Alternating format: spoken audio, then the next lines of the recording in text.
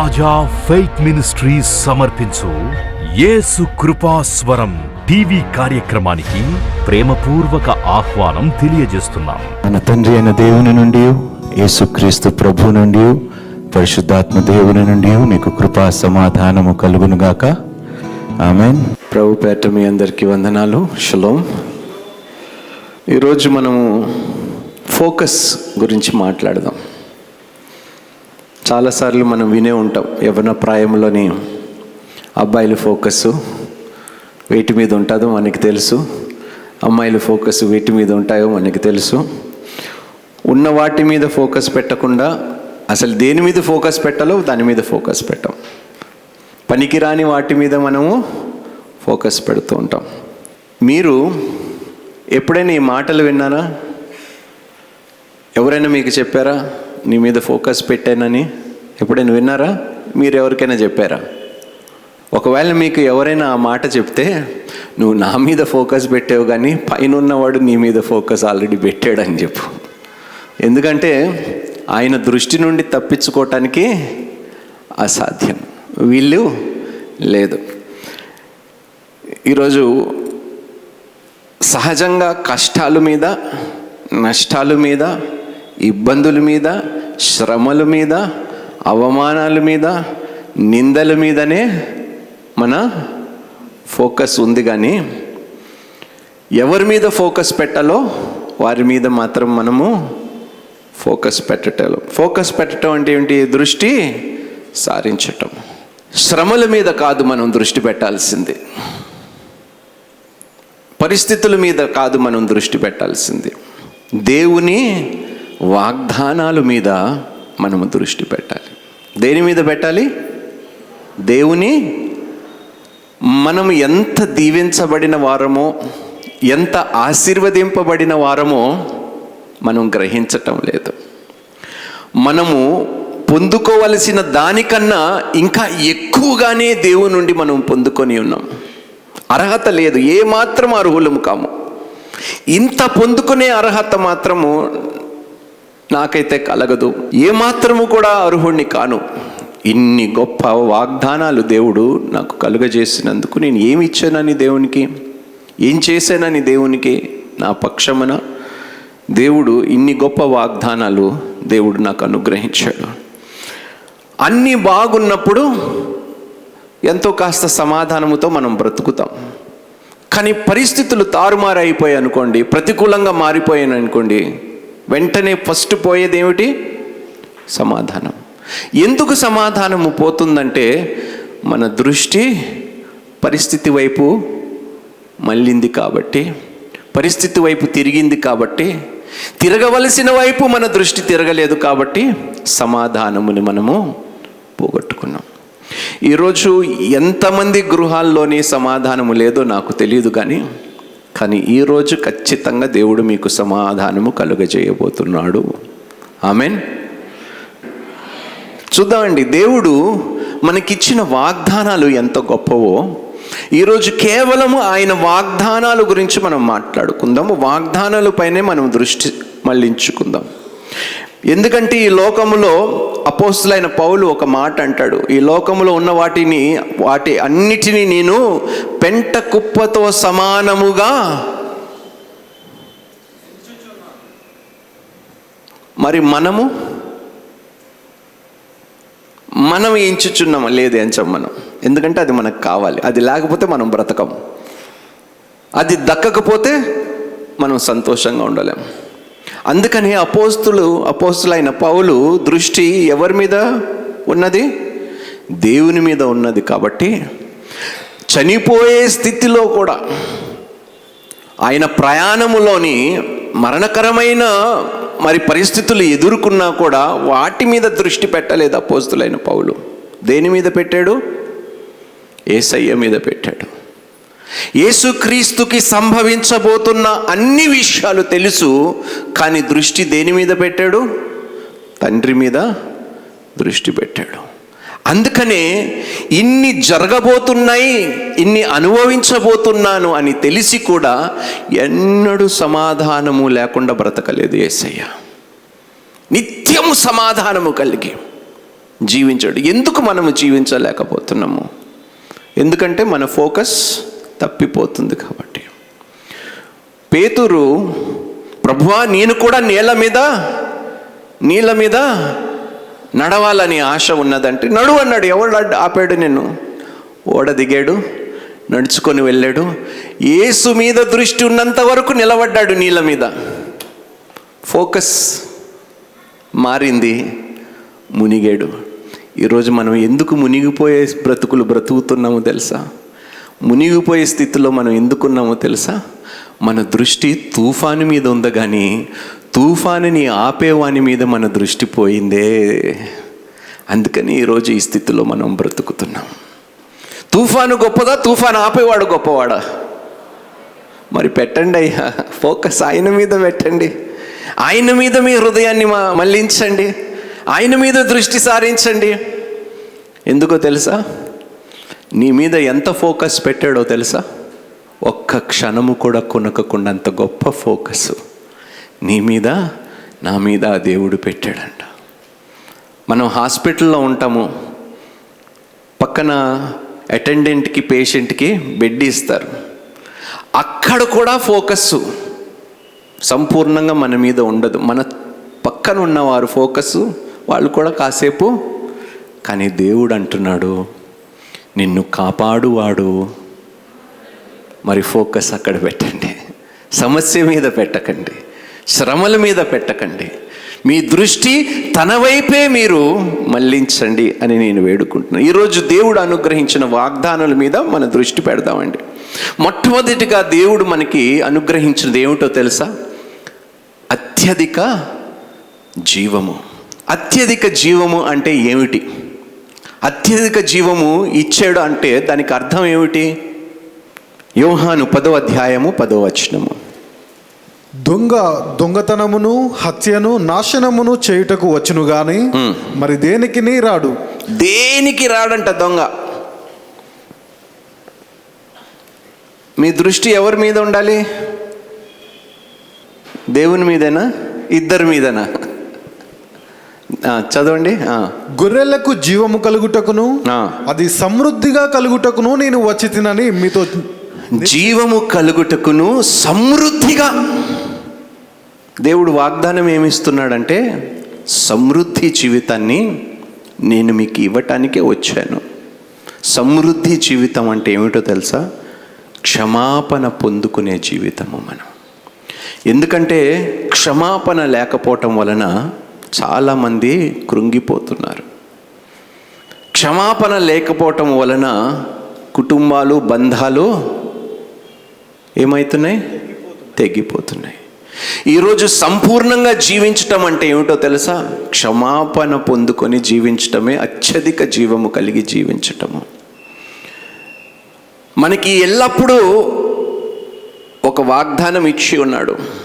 మీ పాపములు మీరు ఒప్పుకొని పశ్చాత్తాపపడిన ఎడల మీ పాపములు నేను క్షమించి వాటిని ఎన్నడూ నేను జ్ఞాపకము అని గొప్ప వాగ్దానం. దీనినే అత్యధిక జీవం అంటాం అన్నమాట. ఈరోజు నిన్ను ఎవరైనా క్షమించినా క్షమించకపోయినా నువ్వు చింతించవలసిన అవసరం లేదు. దేవుడు నిన్ను క్షమించాడు. వారు ఏమి ఇచ్చినా ఇవ్వకపోయినా అత్యధిక జీవితము మాత్రము దేవుడు నిశ్చయముగా నీకు ఇస్తాడు, ఇవ్వబోతున్నాడు. దేవునికి స్తోత్రము. ధారాళమైన ప్రేమ, పట్టజాలనంత గొప్ప ప్రేమ. ఈరోజు ప్రేమ కరువైందా లేదా మన జీవితాల్లో? చెప్పండి. ప్రేమ కరువైంది కదా. మనమే సరిగ్గా ప్రేమించము. ప్రేమించే మనసు ఉంది, అందరికీ ఉన్నది, కానీ భయము. ఎక్కువ ప్రేమ చూపిస్తే అడ్వాంటేజ్ తీసుకుంటారని, ఎక్కువ ప్రేమ చూపిస్తే మనల్ని గౌరవించరేమో, ఎక్కువ ప్రేమ చూపిస్తే మనల్ని గాయపరుస్తారేమో. ఆ ప్రేమని మనము పట్టుకొని ఉంటాము, సంపూర్ణమైన ప్రేమ. కానీ దేవుడు అలాంటి వాడు కాదంట. పూర్ణ హృదయముతో నిన్ను ప్రేమిస్తున్నాడు కాబట్టి ఏ విషయములో కూడా నువ్వు భయపడకుండా, భీతి చెందకుండా జీవించే అద్భుతమైన జీవితము దేవుడు నీకు ఇస్తున్నాడు. అత్యధికమైన జీవితము క్రీస్తులో మాత్రమే మనకి ఇవ్వబడుతుంది.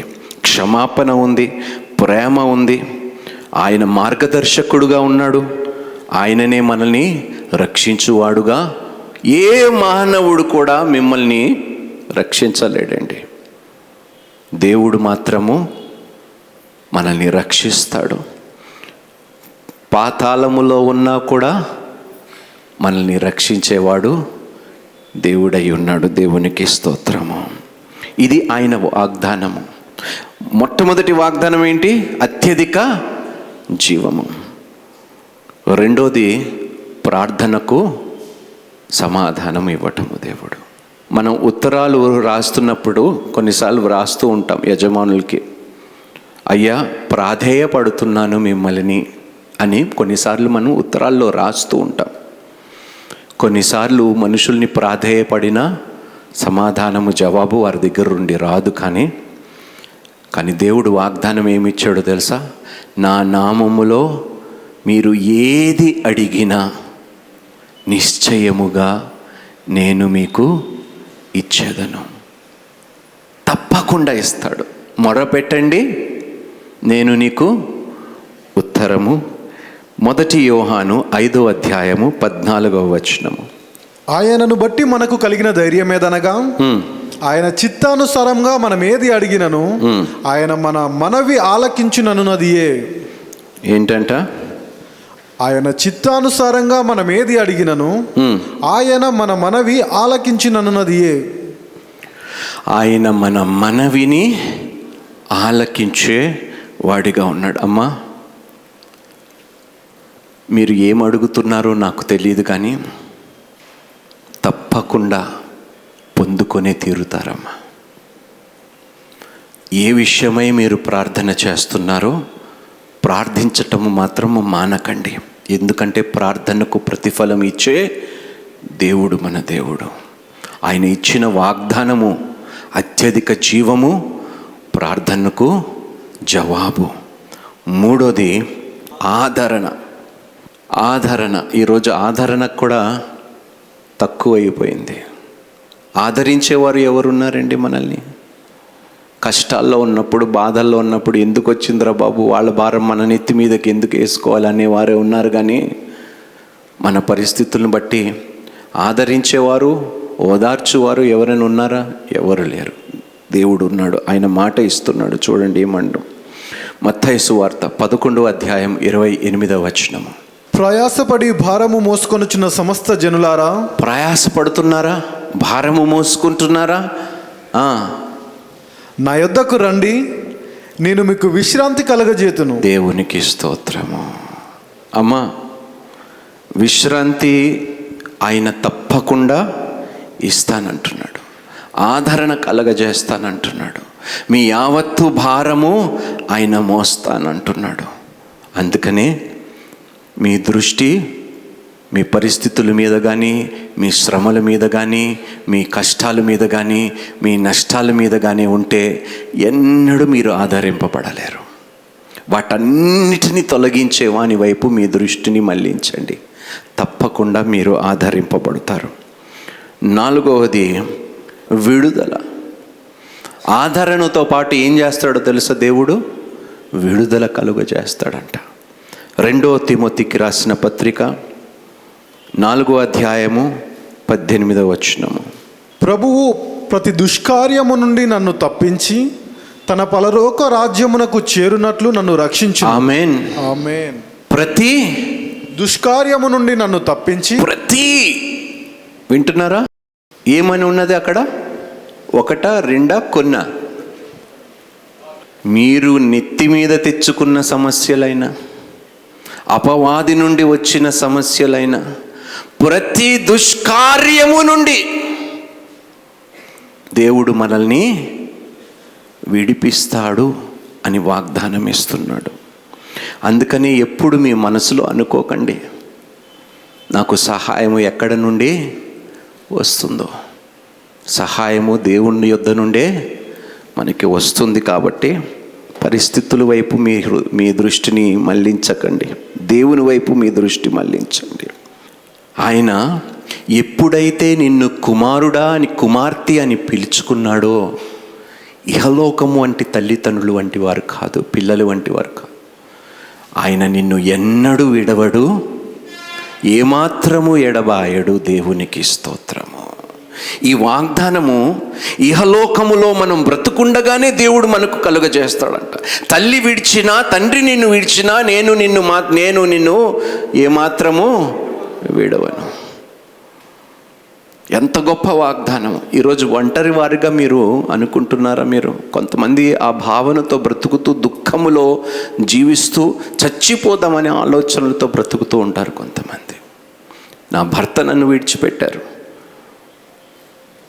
నా పిల్లలు నన్ను ఒంటరి వారి చేసేశారు, నాకు సహాయం ఎక్కడి నుంచి రావట్లేదు, ఒంటరిదానిని అయిపోయాను ప్రభువా, ఒంటరిదానిని అయిపోయాను. ఒంటరిదానివి కావు, ఒంటరివాడివి కావు.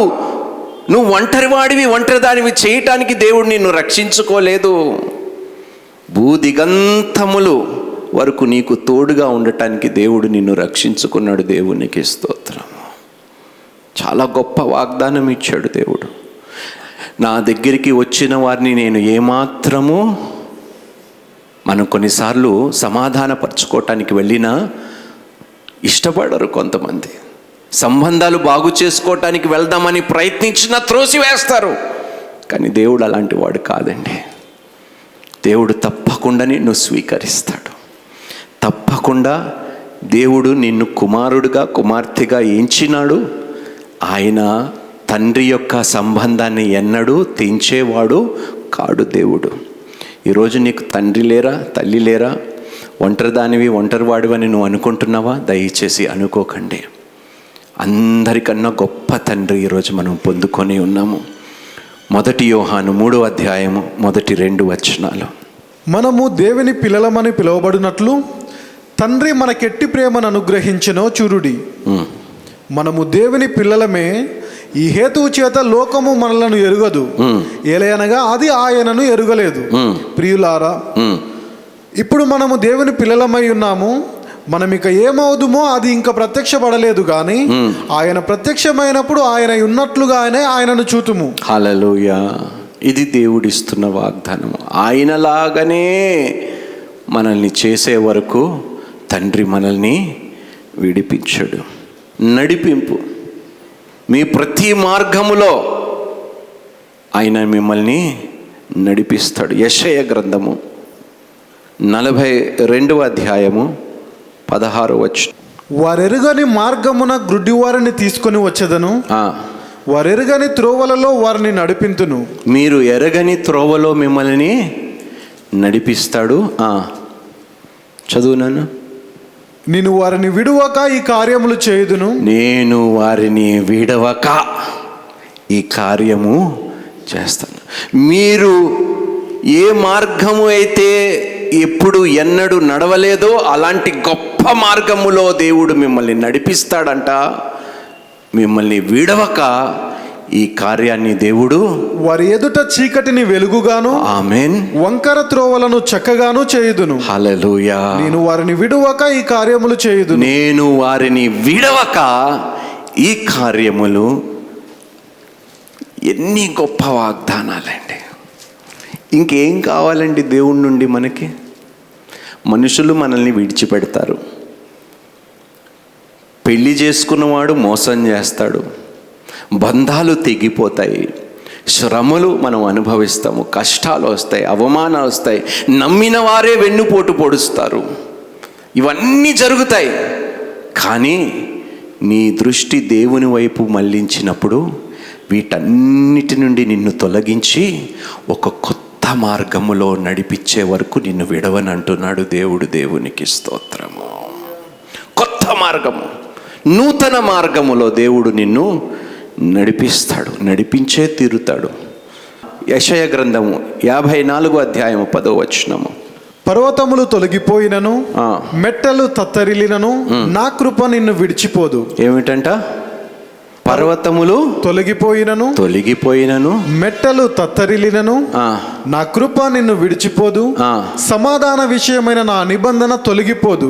సమాధానమైన సమాధాన విషయమైన నా నిబంధన సమాధాన విషయమైన నా నిబంధన తొలగిపోదు తొలగి అని నీ యందు జాలిపడి యెహోవా సెలవిచ్చుచున్నాడు. దేవునికి స్తోత్రము. నీ యందు జాలిపడి పర్వతాలు తొలగిపోయిన, మెట్టెలు తత్తరిలిన నా కృప నిన్ను విడిచిపోదు. నా కృప. అమ్మా వింటున్నారా? ఎందుకు ఈ మాటలు మీకు చెప్తున్నానంటే, దేవుడు ఇచ్చిన వాగ్దానాల మీద మనం దృష్టి పెట్టకుండా లేని వాటి మీదే మనము దృష్టి పెడుతూ సనుగుతూ బ్రతుకుతున్నామండి ఈరోజు క్రైస్తవులుగా. ఇన్ని అనుగ్రహించి ఇన్ని వాగ్దానాలు మీ ముందు ఉన్నా కూడా వాటి మీద దృష్టి లేదే. లేని వాటి మీదే మీరు దృష్టి మళ్లించి లేని వాటి విషయమే మీరు దుఃఖపడుతూ దుఃఖాక్రాంతులవుతూ సనుగుతూ దేవుని దగ్గరికి వెళుతూ నాకు ఇది లేదు, ఎప్పుడు ఇస్తావు తండ్రి అని అడుగుతున్నాం మనం. ఎంత దౌర్భాగ్యమో. ఇన్ని గొప్ప వాగ్దానాలు దేవుడు మనకు అనుగ్రహించాడండి. నేను ఎప్పుడు అంటాను, తండ్రి ఏ ముఖము పెట్టుకొని ఇంకా ఎక్కువ అడగటానికి నీ దగ్గరికి రావాలి ప్రభువా. అత్యధిక జీవమునిచ్చావు, మా ప్రార్థనకు సమాధానం ఇచ్చావు, నెమ్మది కలుగజేసావు, విడిపించావు, కుమారత్వమునిచ్చావు, అన్ని విధాలుగా వర్ధిల్లటానికి నీ ఆత్మను అనుగ్రహించావు. మా మార్గములో మాకు తోడుగా ఉండి మాకన్నా ముందు వెళ్ళి వంకర మార్గాల్ని సరిగా చేసి మార్గము సరళపరిచి అన్నీ చేసి ఇంత అనుగ్రహించినా కూడా ఎంతసేపు లేని వాటి గురించే ఏడుస్తున్నాము తండ్రి. మేము ఎంతసేపు లేని వాటి గురించే దుఃఖపడుతూ ఉన్నవాటి వాగ్దానాలు ఇన్ని గొప్పవి ఉన్నా వాటి మీద దృష్టి పెడుతూ సంతోషంగా గడపలేకపోతున్నామే మా దినాలు. 70 లేక 80 సంవత్సరాలు అన్నాడు. సంతోషంగా బ్రతుకుదామమ్మా, సనగకుండా బ్రతుకుదాము, దేవుని దగ్గరికి సంతోషంగా వెళదాము. తండ్రి ఇన్ని వాగ్దానాలు ఉన్నాయి ప్రభువా. బాహ్యమైన పురుషుడు నాయనా అంతరించిపోయిన అంతరంగములో ఉన్న పురుషుడు దినదినము అభివృద్ధి చెందుతున్నాడు, దాన్ని బట్టి నేను సంతోషిస్తాను ప్రభువా అని దేవుని దగ్గరికి సంతోషంగా వెళ్ళండి. లేని వాటి గురించే ఏడుపు. ఇప్పుడు ఉన్నవి సరిపోవంట. 3 పూట్ల తిండి ఉన్నాయండి, బట్టలు ఉన్నాయి వేసుకోవటానికి, చెప్పులు ఉన్నాయా, ఎండ వాన నుంచి పైన ఏమైనా షెడ్ ఉన్నా చాలండి. ఉన్నదా? షెడ్ ఉన్నది నెత్తి మీద, 3 పూట్ల తిండి తింటున్నామా? ఇంకేం కావాలండి మనకి? ఇంకేం కావాలండి? ఇంతకన్నా మనిషికి ఏం కావాలండి? ఇప్పుడు 1000 కోట్లు ఉన్నవాడు, 100 రూపాయలు ఉన్నవాడు 3 పూట్లనే కదా తింటాడు. లేని వాటి మీద మనం దృష్టి పెడుతున్నాం కాబట్టి ఉన్న వాటి గురించి మనం దేవునికి కృతజ్ఞతాస్తుతులు చెల్లించలేకపోయే స్థితిలో మనం బ్రతుకుతున్నాం ఈరోజు. తండ్రి, నా పైన ఎండ నుండి వాన నుండి అన్నిటి నుండి కాపాడటానికి ఏమిచ్చావు? ఆశ్రయమా? Very good. 3 పూట్ల తిండి ఇచ్చావు. ఇన్ని ఇచ్చిన దేవుడు సరిపోడంట. ఏమిచ్చాడు చూడండి, నిరీక్షణ. చదువుదామా? హెబ్రీయులకు రాసిన పత్రిక 6వ అధ్యాయం 18-19 వచనాలు. ఈ విధముగా దేవుడు తన సంకల్పము నిశ్చయముగా కనపరచవలనని ఉద్దేశించిన వాడై తాను అబద్ధమాడజాలని నిశ్చలమైన 2 సంగతులను బట్టి 2 సంగతులు, దేవుని గురించి 2 సంగతులు ఈరోజు మనం తెలుసుకుందాం. ఆ 2 సంగతులు ఏమిటంటే, తన యొక్క నేచర్ అంటే స్వభావము, అంతేనా? ఎన్నడూ మారదు. అది ఎవరు చెప్పారు? దేవుడే చెప్పాడు.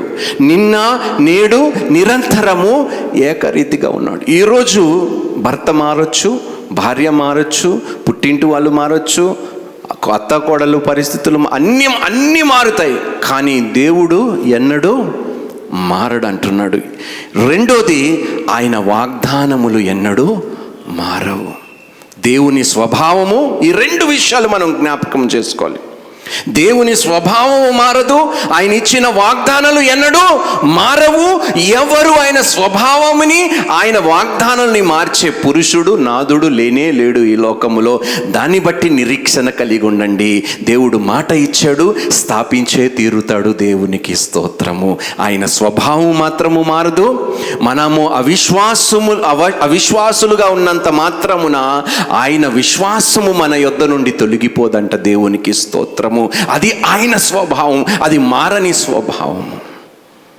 త్వరగా కోపపడని వాడు, అది ఆయన స్వభావం, ఆయన మంచితనం. మనం చీటి మాటికి ఏదైనా తప్పు చేస్తే ఎవరైనా త్వరగా కోపపడతాం, బంధాలు తెంచేసుకుంటాం. మనం ఎంత చేసినా కూడా ఆయన ఓర్చుతూ, సహిస్తూ, భరిస్తూ మనల్ని ప్రేమిస్తూనే ఉన్నాడు. బంధాలను మాత్రం తెంచేవాడు కాడు. అలాంటి తండ్రి కాడు. దేవునికి స్తోత్రం. 2 చదువునా? తాను అబద్ధమాడజాలని నిశ్చలమైన 2 సంగతులను బట్టి. ఆ 2 సంగతులు ఏమిటి? ఆయన స్వభావమును, ఆయన వాగ్దానము. మన ఎదుట ఉంచబడిన నిరీక్షణను చేపట్టుటకు శరణాగతులమైన మనకు బలమైన ధైర్యము కలుగునట్లు ప్రమాణము చేసి వాగ్దానమును దృఢపరిచెను. దేవునికి స్తోత్రము. ప్రమాణమును చేసి వాగ్దానమును దృఢపరిచెను. అమ్మ, దేవుడు వాగ్దానము ఎత్తి పట్టుకోండి అమ్మా. మారవంట ఆ వాగ్దానాలు. ఆయన స్వభావం మారదు, ఆయన వాగ్దానాలు మారవు. మీరు ఏ పరిస్థితి కొండి వెళ్తున్నారో నాకు తెలియదు, ఎలాంటి శ్రమలు అనుభవిస్తున్నారో తెలియదు, ఎలాంటి కష్టాల్లో ఉన్నారో నాకు తెలియదు, కానీ ఆయన మారని వాడు అని నమ్మి ఆయన దగ్గరికి వెళ్ళి ఆయన వాగ్దానం ఇచ్చిన వాడు నమ్మదగిన వాడు అని దృఢంగా నమ్మి, ఆయన వాగ్దానాలు కూడా ఆయన మారడు, వాగ్దానాలు ఇచ్చేవాడు మారడు కాబట్టి నెరవేర్చువాడుగా ఉన్నాడు, దృఢముగా నెరవేరుస్తాడు అని నమ్మి ఆయన దగ్గరికి వెళ్ళండి. తప్పకుండా మీరు అడిగింది పొందుకునే తీరుతారు. దేవునికి స్తోత్రము. పొందుకొనే తీరుతాము. అడిగిన దానికన్నా, ఊహించిన దానికన్నా. ఈ వాగ్దానం ఎన్నిసార్లు మనం చెప్పాము, కానీ ఎంతసేపు ఏడుస్తాం మనం. చూడండి, ఎంతసేపు దుఃఖపడుతూ ఉంటాం, బాధపడుతూ ఉంటాం. అయ్యో, నా చేతుల నుంచి ఇది జారిపోయిందే, నా ఉద్యోగం పోయిందే, నా పరిస్థితులు తారుమారైపోయాయి. కానీ దేవుడు అంటున్నాడు, ఏమంటున్నాడు?